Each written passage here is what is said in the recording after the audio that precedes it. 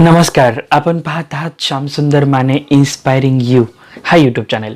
मित्रांनो, आज मकर संक्रांत आणि मकर संक्रांतीच्या आपल्या सर्वांना खूप खूप शुभेच्छा. आपली सगळी स्वप्न पूर्ण हो आणि माझ्यातर्फे तिळगुळ घ्या आणि गोड गोड बोला.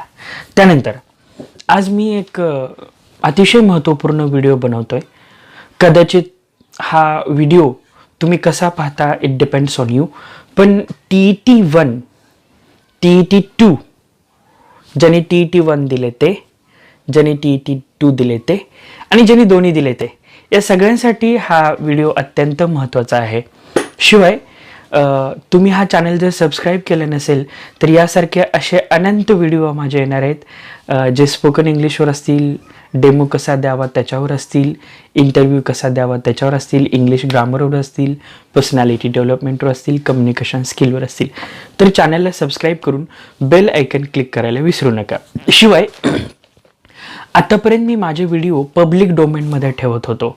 एक सूचना, माझे व्ह्यूअर्स तुम्ही असाल तर, म्हणजे काय की व्हिडिओ जेव्हा मी अपलोड करतो तेव्हा मला 2-3 सेटिंग असतात, त्यातली मी आत्तापर्यंत पब्लिक ठेवतो आहे. पण याच्या पुढे मी ते सेटिंग चेंज करून फक्त माझ्या सबस्क्रायबरलाच माझे काही लेटेस्ट व्हिडिओ दिसावेत असं करतो. कारण माझ्या लक्षात आले की तुम्ही पाहताय तर पण सबस्क्राईब करत नाही. सो तुम्ही सबस्क्राईब करा तर तुम्हाला व्हिडिओ दिसत राहतील, नाहीतर ते तुम्हाला कळणारही नाही की माझा व्हिडिओ आलेला. सो सबस्क्राईब करून बेल आयकन बटनला क्लिक करा. त्यानंतर आज खूप साऱ्या लोकांच्या मनामध्ये संशय आहे की TET1 दिलेल्यांनी काय करायचं, 2 दिलेल्यांनी काय करायचं, आणि बऱ्याचशा गोष्टी शिक्षक भरती प्रक्रियेसंदर्भात चर्चेला जात आहेत आणि ती चांगली गोष्ट आहे, कारण डिस्कशनमधूनच कधी कधी उत्तरं मिळतात. पण आजचा जो माझा व्हिडिओ आहे त्याच्यामध्ये मी तुम्हाला मला जे काही इंटरप्रिट झालं आहे किंवा मला जेवढं वाटतं या TET1, 2 आणि TIT बद्दल ते तुमच्यासोबत शेअर करतोय. खास करून जर तुम्ही स्टँडर्ड प्रोसेस फॉलो करत असाल तर तुम्ही सेफ झोनमध्ये आहात. आता तुम्हाला स्टँडर्ड प्रोसेस म्हणजे काय हे सांगतो. स्टँडर्ड प्रोसेस म्हणजे हेच की समजा तुम्ही जर एखादी गाडी घेतली तर त्याच्यावर लिहिलेलं असतं की गाडी 40 ते 60च्या स्पीडनं चालवत असाल तर ती स्टँडर्ड प्रोसेस आहे. काय म्हणजे सर्वमान्य प्रोसेस आहे. आता आपल्या स्टँडर्ड प्रोसेसनुसार काय आहे की TET1 जे पास आहेत त्यांनी 1 ते 5 साठी शिक्षक व्हायला पात्र आहेत. TET2 सेकंड जे पास आहेत ते 6 ते 8 साठी पास आहेत. पण आता प्रश्न इथं येतो की जे दोन्ही पास आहेत त्यांनी काय करायचं, बरोबर आहे. आता मी पुणे जी परीक्षा परिषद आहे त्यांच्या वेबसाईटवर एक पाहत होतो तेव्हा त्यांचं एक फ्रिक्वेंटली आस्क्ड क्वेश्चनचं एक सदर आहे. त्याच्यामध्ये एक फ्रिक्वेंटली आस्क्ड क्वेश्चनचं उत्तर देताना पुणे परिषदेने असं सांगितलं की काय क्वालिफिकेशन आहे. त्यांनी सांगितलं की TET1 देण्यासाठीचं जे क्वालिफिकेशन आहे SSC plus mandatory professional qualification DED हे लोक TET1 देऊ शकतात. हा लक्षपूर्वक आहे का, तुम्हाला एक उत्तर सापडेल याच्यातून. त्यानंतर TET2 साठी कोण देऊ शकतात याच्यासाठी सुद्धा त्यांनी दिले SSC प्लस DED/BED म्हणजे 6वी ते 8वी शिकवण्यासाठी TET सेकंड आणि त्यांचं DED किंवा BED दोन्हीपैकी एक झालं पाहिजे. दोन्ही झालं असलं तरी काही कॉम्प्लिकेशन्स नाहीत, ठीक आहे. आता त्यांनी पेपर फर्स्ट आणि सेकंड देण्यासाठीचं काय क्वालिफिकेशन ठेवलंय हे बघा. पेपर फर्स्ट आणि सेकंड देण्यासाठी त्यांनी क्वालिफिकेशन ठेवलंय SSC प्लस DED. इथं त्यांनी BEDचा ऑप्शन दिलेला नाही. त्याचा मी स्क्रीनशॉट ही इथं डिस्प्ले करतोय, तुम्ही पहा. त्यानंतर मला आता हा प्रश्न पडला की जर पेपर 1 आणि पेपर 2 साठी फक्त DED क्वालिफिकेशन ठेवलं तर असं का केलं असेल. कारण त्यांना बहुधा TET सेकंड हे BED वाल्यासाठी थोडंसं ओपन ठेवायचं होतं. आता मला दुसरा हाही प्रश्न पडला होता की DED वाल्यांना TET1 पण देता येतं आणि TET सेकंड पण देता येतं, म्हणजे त्यांना 1ली ते 8वी पर्यंत DED शिक्षक चालतो. मग BEDला मध्ये का घुसवलं त्यांनी, तर पुढे 9वी ते 12वीला TETची गरजच नाहीये. सो BED वाल्यांनी काही क्वेश्चन रेज करू नये की आमच्यासाठी काय, म्हणून त्यांच्यासाठी त्यांनी TET सेकंडला ऑप्शन ठेवला की ते तुम्ही DED असाल तरी TET सेकंड देऊ शकता, BED असाल तरी TET सेकंड देऊ शकता. हा ऑप्शन त्यांनी ठेवलाय. आणि TT1 आणि 2 DEDला दोघांनाही देता येते. आता प्रश्न हा राहिला की आता एक स्टँडर्ड प्रोसेस तुम्हाला मी जसं मग म्हणालो की स्टँडर्ड प्रोसेस काय, त्याच्यामध्ये मी म्हणालो की 40 ते 60 मध्ये सेफ टू व्हीलर चालवावी, हेल्मेट घालावं, हे स्टँडर्ड प्रोसेस आहे. लक्षात घ्या मी काय म्हणतोय ते लक्षात घ्या. 40 ते 60 दरम्यान ग्रीन झोन असतो मीटरवर. 40 ते 60 मध्ये तुम्ही गाडी चालवा, हेल्मेट वापरा, हे स्टँडर्ड प्रोसेस आहे. पण मी हेल्मेट नाही घेतलं, गाडी 40 ते 60 मध्ये नाही चालवली, तर त्याचा अर्थ आहे ती गाडी मी माझ्या रिस्कवर चालवतोय, ऍक्सिडेंट झाला तर माझं नुकसान होणार आहे. लक्षात येतं तुमच्या मी काय म्हणतो. जर मी स्टँडर्ड प्रोसेस नाही फॉलो केली तर ऍक्सिडेंट झाला तर त्याची जबाबदारी माझी, असं आपण मान्य करतोय. तसं आता ज्यांनी पेपर TT1 दिले त्यांच्यासाठी स्टँडर्ड प्रोसेस हेच आहे की त्यांनी 1 ते 1 साठी अप्लाय करायचंय. ज्यांनी TT सेकंड दिले त्यांनी 6 ते 8 ला अप्लाय करायचंय. काय करायचंय? 6 ते 8 ला अप्लाय करायचंय. आता इथं तुम्ही एक लक्षात घ्या की TT1 आणि TT2 करण्यामागे त्यांचा उद्देश काय होता की TT2 मध्ये जास्तीत जास्त BEdची लोक येतील काय, आणि त्यांना कुठेतरी न्याय दिल्याची भावना होईल आणि ते 6 ते 8 ला शिकू शकतील. बरोबर आहे. आता DED वाल्याने त्यांनी सरळ ओपन ठेवलं की तुम्ही 1 ते 1 TT पण देऊ शकता, 5 to 8 पण TT देऊ शकता. ठीक आहे.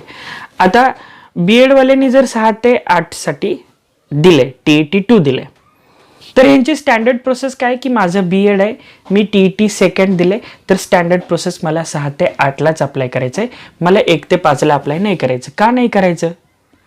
कारण स्टँडर्ड प्रोसेस काय सांगते मला की TT2 DED किंवा BEd 6 ते 8 हे स्टँडर्ड प्रोसिजर आहे.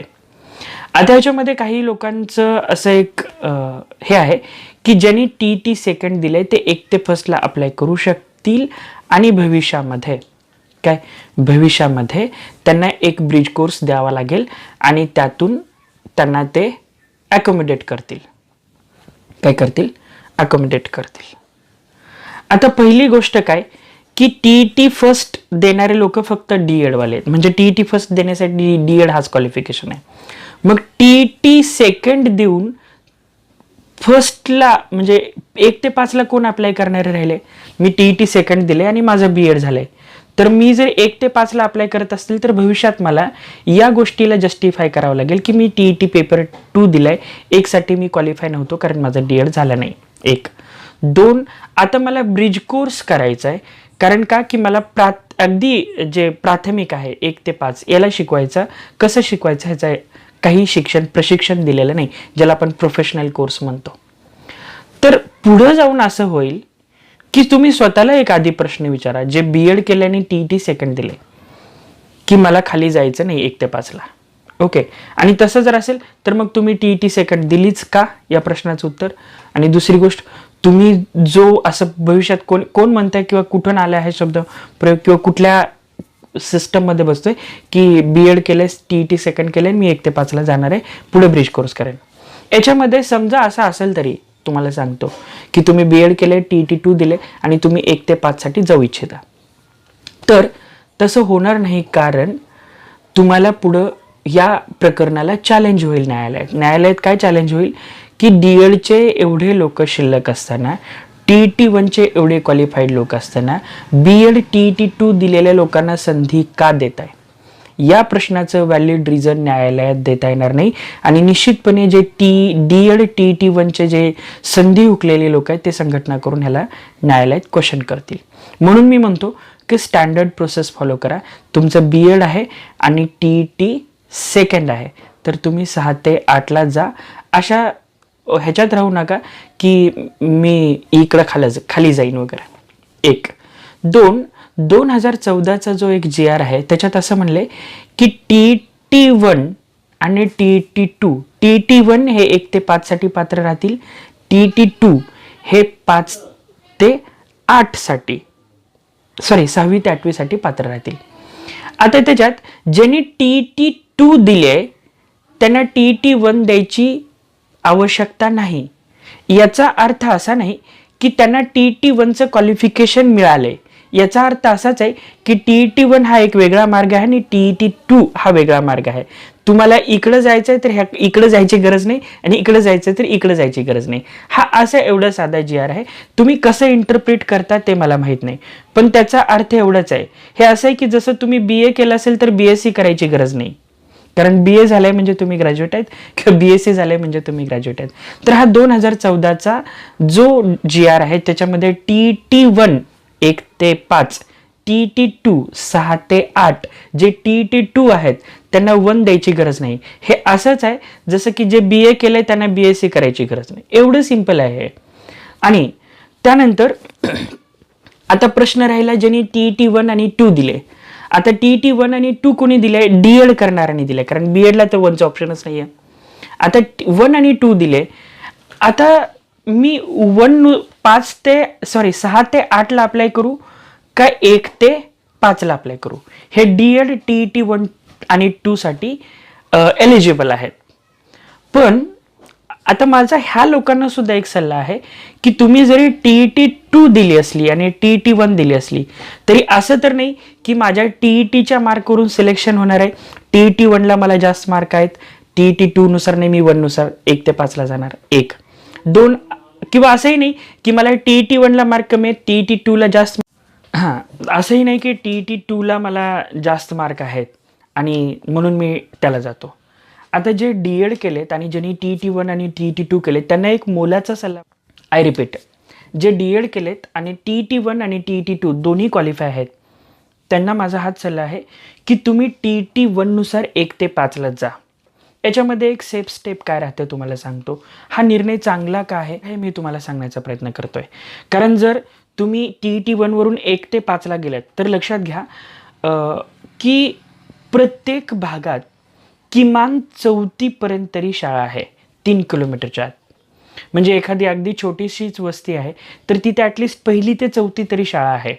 म्हणजे जर तुम्ही मला असं विचारलं की सर सगळ्यात जास्त जागा कुठं असतील, तर पहिले 1 ते 5 ला सगळ्यात जास्त जागा असतील, त्यानंतर 2 नंबर 6 ते 8 ला असतील. त्यातल्या त्यात पण तुम्हाला आणखी सांगतो 1 ते 4 किंवा 1 ते 5 इथं जास्त झडपीच्या शाळा आहेत. तिथून पुढं असं जास्त शक्यता आहे की 5वी ते 10वी संस्थाच्या शाळा आहेत, म्हणजे जे झडपीच्या शाळा नाही आहेत. तुम्ही सुद्धा तुमच्या फक्त तालुक्याचा जरी सर्वे केला तरी तुमच्या लक्षात येईल की सगळ्या गावात सगळ्या वाड्यावस्त्यावर 1 ते 5 1 ते 4 तरी शाळा आहेच आहे. 5 ते 10 मध्ये परत संस्था चालकांनी खूप एंट्री मारलेली आहे. सो तुम्ही TET-1 आणि 2 आहे आणि DED आहात तर 6 ते 8 ला जाऊच नका. 1 वरून TET-1 वरून ॲक्सेस घ्या, 1 ते 5 ला जा. भरपूर संख्या असेल शाळांची आणि निश्चितपणे इथं भरती पण जास्त होईल आणि निश्चितपणे इथं 1 ते 5 मध्ये जिल्हा परिषदेच्या शाळा जास्त असतील. कारण प्राथमिक शिक्षण याच्यावर सरकारचा थोडा, शासनाचा थोडा जास्त भर आहे. तिथून पुढं मात्र काय होतं की संस्थांच्या शाळा जास्त आहेत आणि त्यातल्या त्यात असंही असतं की 1 ते 5 ला मुलं लहान असतात. सो ते बाहेरगावी जाऊन संस्थांच्या शाळांमध्ये शिकू शकत नाही आणि गाव एवढं छोटं असतं की ते संस्था टाकत नाहीत. ओके, सो तिथे जिल्हा परिषदेला शाळा टाकावी लागते किंवा नगरपालिकेला म्हणजे सरकारी शाळांचं प्रमाण जास्त आहे. सो तुमचं DED आहे, TET-1 आहे तर 1 ते 5 लाच ट्राय करा, 2 ला जाऊ नका. कारण का सांगितलं, जागा जास्त असतील, शाळा जास्त असतील आणि प्रत्येक तुम्ही हवं तर माझ्या ऐकण्यापेक्षा सर्वे करा की तुमच्या तालुक्यामध्ये, तुमच्या भागामध्ये झेडपीच्या शाळाची संख्या जास्त कुठे आहे आणि संस्था चालकांच्या ज्या संस्था आहेत त्या कुठून सुरू होतात, तर त्या बऱ्यापैकी 5वी पासून सुरू होतात. सो हा एक. दुसरं काय की काही तुम्ही लोक असे विचार कराल की सर 1 ते 5 ला स्केल कमी आहे आणि 6 ते 8 ला स्केल जास्त आहे.